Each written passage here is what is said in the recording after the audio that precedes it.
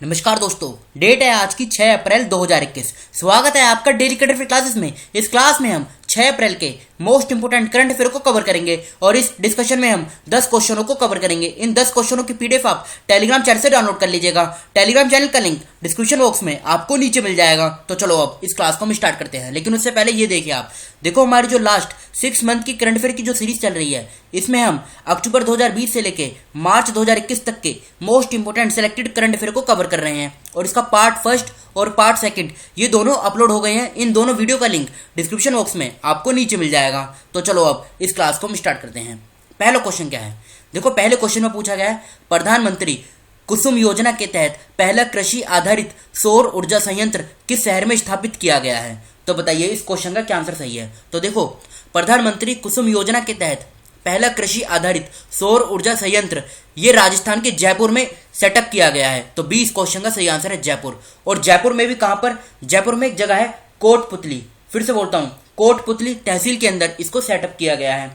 पहले स्कीम के बारे में जान लेते हैं। कुसुम स्कीम, इसका पूरा नाम क्या है। इसका पूरा नाम है किसान ऊर्जा सुरक्षा एवं उत्थान महाअभियान। फिर से बोलता हूं किसान ऊर्जा सुरक्षा एवं उत्थान महाअभियान, इस स्कीम का ये पूरा नाम है। इस स्कीम को लॉन्च कब किया गया था। तो इस स्कीम को 2019 में लॉन्च किया गया था। मकसद क्या था इस स्कीम को लॉन्च करने का। तो देखो ऑब्जेक्टिव जो था इसका लॉन्च करने का वो ये था कि पूरे देश भर में गाँव के अंदर जो सोलर प्लांट है, सोलर पंप है, उनको सेटअप किया जा सके। ये स्कीम का पूरा मकसद था। अब ये न्यूज में क्यों है, न्यूज में इसलिए है कि प्रधानमंत्री कुसुम योजना के तहत पहला कृषि आधारित सौर ऊर्जा संयंत्र ये राजस्थान के जयपुर के जो कोटपुतली तहसील है वहां पर इसको सेटअप किया गया है। इससे फायदा क्या होगा, वहां के जो लोग हैं ना, वहां के जो किसान हैं उस जगह के, कोटपुतली के जो जगह हैं, वो बिजली को मतलब बेच भी सकेंगे। इस सोलर प्लांट से जो बिजली क्रिएट होगी, जो जनरेट होगी, उसको वो बेच भी सकेंगे।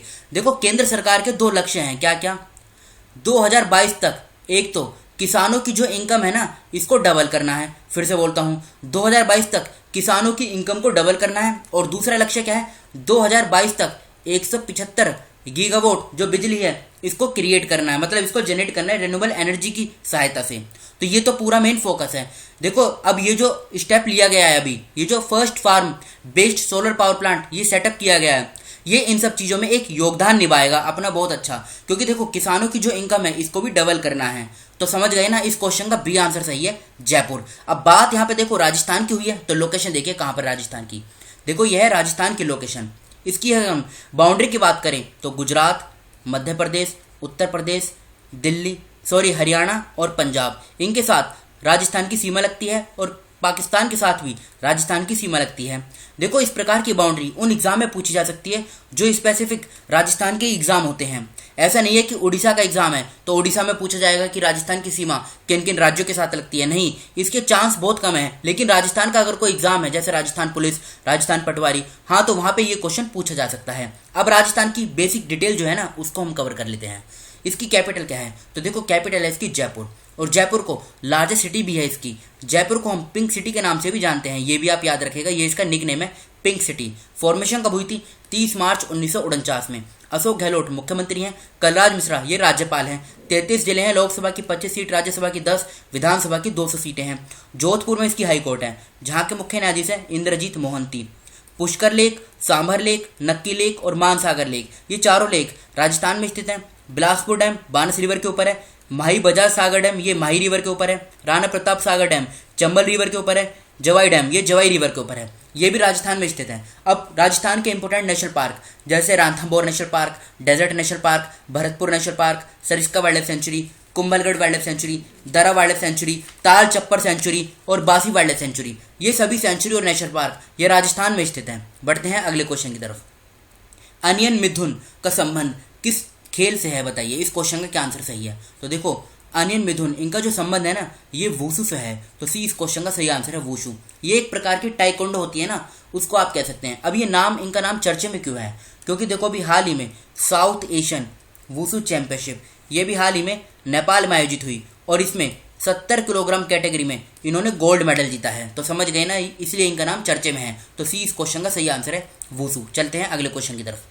राष्ट्रीय समुद्री दिवस हर साल कब मनाया जाता है, बताइए। तो देखो ये हर साल 5 अप्रैल को मनाया जाता है। डी इस क्वेश्चन का सही आंसर है। ये हर साल 5 अप्रैल को मनाया जाता है और ये 1964 से हर साल 5 अप्रैल को ही मनाया जा रहा है। अब बात कर लेते हैं दूसरे डेज की। जैसे 2 अप्रैल को वर्ल्ड ऑटिज्म जागरूकता दिवस मनाया जाता है। 4 अप्रैल को खान कार्रवाई में जागरूकता और सहायता के लिए अंतर्राष्ट्रीय दिवस मनाया जाता है। अब एक सेकंड ये देखिए आप, देखो ये है मार्च के इंपॉर्टेंट डेज और ये है फरवरी के इंपॉर्टेंट डेज।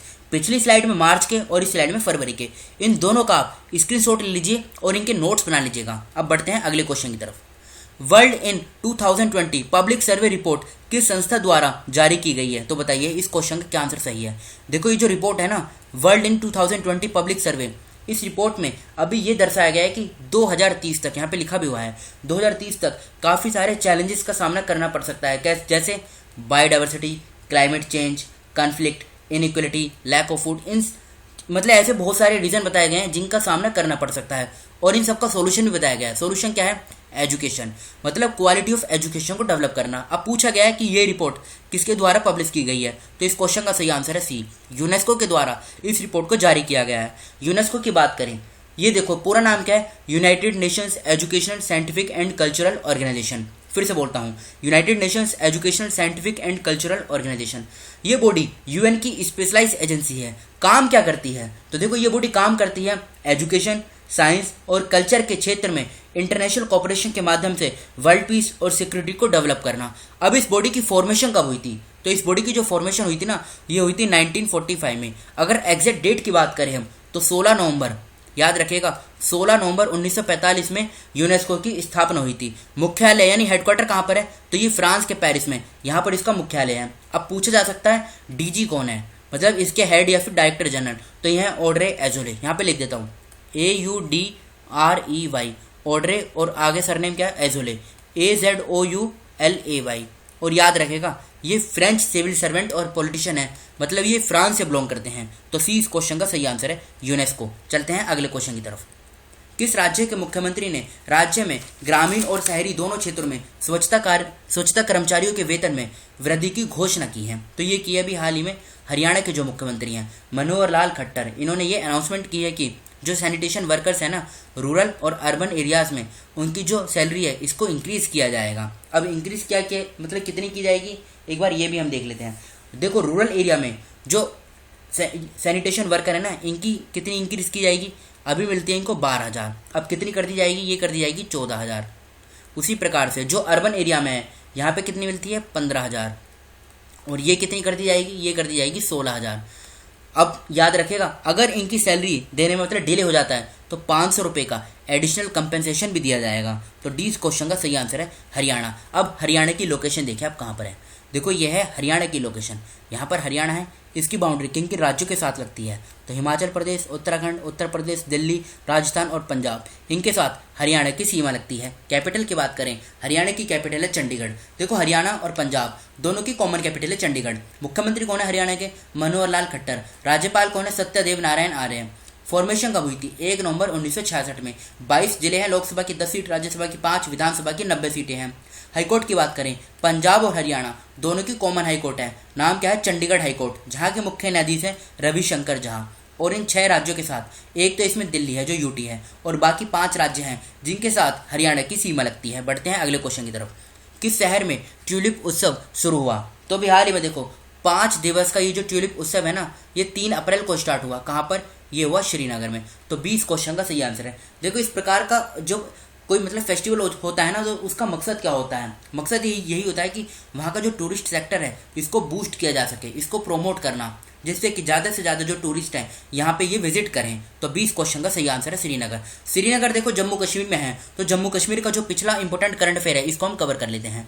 पहला पॉइंट क्या है? जम्मू और कश्मीर में सरकार ने प्रधानमंत्री आवास योजना अर्बन के लाभार्थियों के लिए 2 लाख रुपए के ऋण प्रस्ताव को मंजूरी दे दी है। जम्मू और कश्मीर में कृषि विभाग ने मार्च 2021 में कुपवाड़ा में कृषि परिसर में 1 दिवसीय किसान मेला आयोजित किया। सीआरपीएफ ने कश्मीरी लोगों के कल्याण के लिए अपना अभियान जारी रखते हुए एक निःशुल्क चिकित्सा शिविर का आयोजन किया। जम्मू और कश्मीर में आवाम की बात परियोजना की शुरुआत हुई। जम्मू और कश्मीर में Ratle hydro electric power corporation की स्थापना को मंजूरी दी।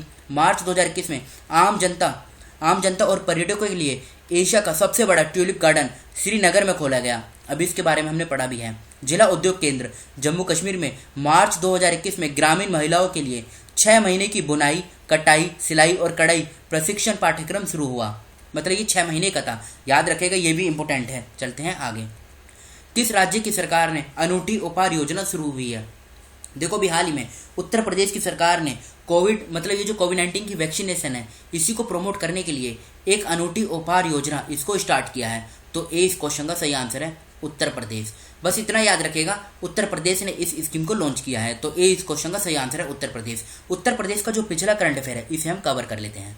पहला पॉइंट क्या है? उत्तर प्रदेश का पहला ट्रांसजेंडर शौचालय ये वाराणसी के कमच्छा में बनाया गया है। उत्तर प्रदेश जल्दी काला नमक चावल के नाम से प्रसिद्ध 20 टन बुद्धा चावल की खेप सिंगापुर में भेजने को तैयार है। वाराणसी में फूलों, सब्जियों और बागवानी का 2 दिवसीय उत्सव आयोजित किया गया। सरस आजीविका मेला 2021 का उद्घाटन उत्तर प्रदेश में किया गया। उत्तर प्रदेश के मुख्यमंत्री ने 27 बिजली सब स्टेशनों का उद्घाटन किया। अर्जुन सहायक सिंचाई परियोजना उत्तर प्रदेश में शुरू की गई। उत्तर प्रदेश में काला नमक चावल महोत्सव आयोजित हुआ। उत्तर प्रदेश के मुख्यमंत्री ने महिला योद्धाओं के नाम पर 3 पीएसी महिला बटालियन स्थापित करने की घोषणा की।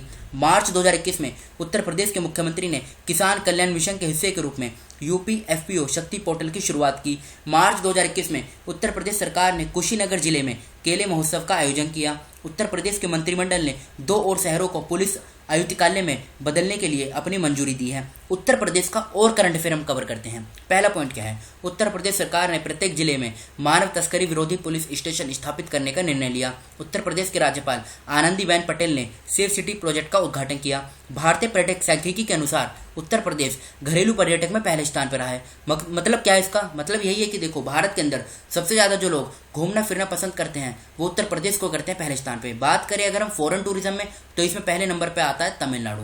फोर्थ पॉइंट क्या है? उत्तर प्रदेश सरकार ने ऐतिहासिक और धार्मिक दौरे के लिए मजदूरों को वित्तीय सहायता प्रदान करने की घोषणा की। रक्षा मंत्री राजनाथ सिंह जी ने उत्तर प्रदेश की राजधानी लखनऊ में सुपर स्पेशलिटी कैंसर अस्पताल का उद्घाटन किया। मिशन शक्ति की शुरुआत की गई। उत्तर प्रदेश सरकार ने राज्य के प्रत्येक पुलिस स्टेशन में महिला हेल्प डेस्क स्थापित करने का आदेश दिया। उत्तर प्रदेश के कौशाम्बी जिले को कोरोना मुक्त घोषित किया। देखो ये सभी पॉइंट इंपॉर्टेंट हैं, एक एक पॉइंट से क्वेश्चन बन सकता है एग्जाम में। उत्तर प्रदेश सरकार ने डिजिटल पुस्तकालय की शुरुआत की।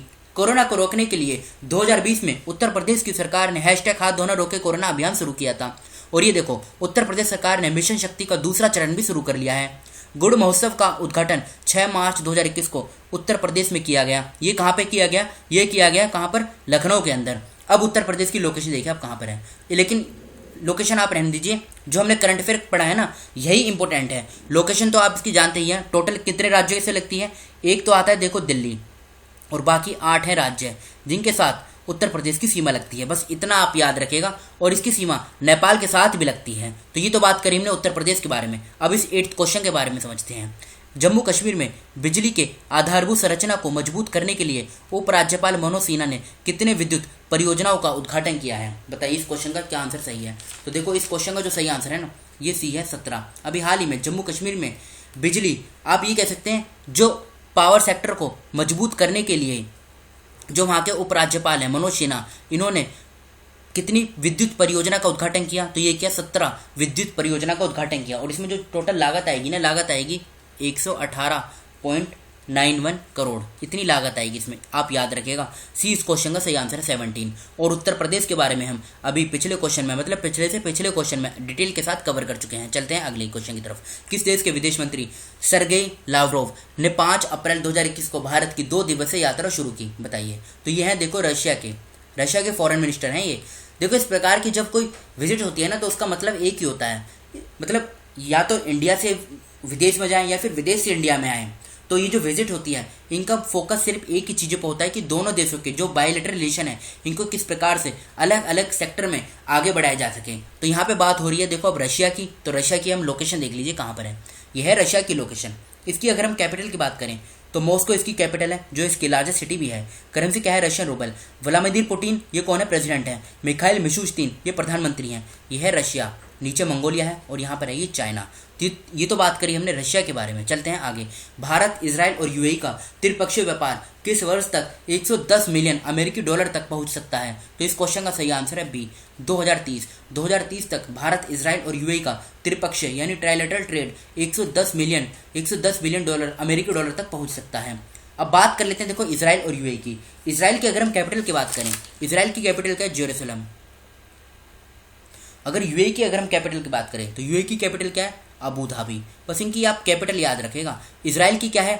जेरूसलम। और यूएई की क्या है? Abu Dhabi. यूएई का पूरा नाम क्या है? यूनाइटेड अरब एमिरेट्स, याद रखेगा। और इसकी कैपिटल क्या है? मतलब इसकी जो करेंसी है यूएई की, ये क्या है? दिरहम, यूएई दिरहम। तो ये तो थे हमारे देखो आज के करंट अफेयर। अब कल के क्वेश्चन जो आपसे पूछे गए थे, 2030 पुरुषों की मुक्केबाजी विश्व चैंपियनशिप किस देश में आयोजित होगी? तो ये होगी कहाँ पर? उज्बेकिस्तान में। बिम्स्टेक में, मतलब ये जो बिम्स्टेक ऑर्गेनाइजेशन है, इसमें कितने मेंबर हैं? तो टोटल 7 मेंबर हैं। किस राज्य के मुख्यमंत्री ने राज्य में अवैध खनन की जांच के लिए एक प्रवर्तन निदेशालय यानी एनफोर्समेंट डायरेक्टरेट को मंजूरी दे दी है? तो ये दिए पंजाब की सरकार ने। कालिया योजना किस राज्य से संबंधित है? तो ये उड़ीसा की स्कीम है। भारत ने पहली बार किस दक्षिण अमेरिका देश से कच्चा तेल खरीदा है? तो ये खरीदा है गुयाना से। और यही कहाँ पर है? ये साउथ अमेरिकन कॉन्टिनेंट में है, नदन साइड में। भारतीय सेना किस देश में बहुराष्ट्रीय सैन्य अभ्यास अर्थात शांति अग्रसेना 2021 में भाग लेगी? तो ये लेगी बांग्लादेश के अंदर। अब ये तो थे हमारे कल के करंट अफेयर। अब आज के क्वेश्चन जिनका आंसर आपको बताना है। अप्रैल 2021 में किस राज्य ने पत्रकारों को फ्रंटलाइन वर्कर्स घोषित किया और बिना किसी उम्र के प्रतिबंध उनके लिए कोविड-19 टीकाकरण की घोषणा की? खान कार्रवाई में जागरूकता और सहायता के लिए अंतर्राष्ट्रीय दिवस कब मनाया जाता है? एडवर्ड हेगर किस देश के नए प्रधानमंत्री बने? लव जिहाद को रोकने के लिए विधेयक पारित करने वाला तीसरा राज्य कौन सा बना है? और जो पुराने 2 राज्य हैं उनका नाम भी आपको बताना है। किसने light weight bullet proof jacket विकसित की है? विश्व बैंक और एशियाई अवसंरचना निवेश बैंक यानी एशियन इंफ्रास्ट्रक्चर इन्वेस्टमेंट बैंक, इसने पंजाब में नहर आधारित पेयजल परियोजनाओं के लिए कितने यूएसडी मिलियन के ऋण को मंजूरी दी है? तो इन 6 क्वेश्चनों का आंसर आपको कमेंट बॉक्स में खुद से बताना है। तो फिलहाल इस डिस्कशन को हम यहीं पर रोकते हैं। Thank you.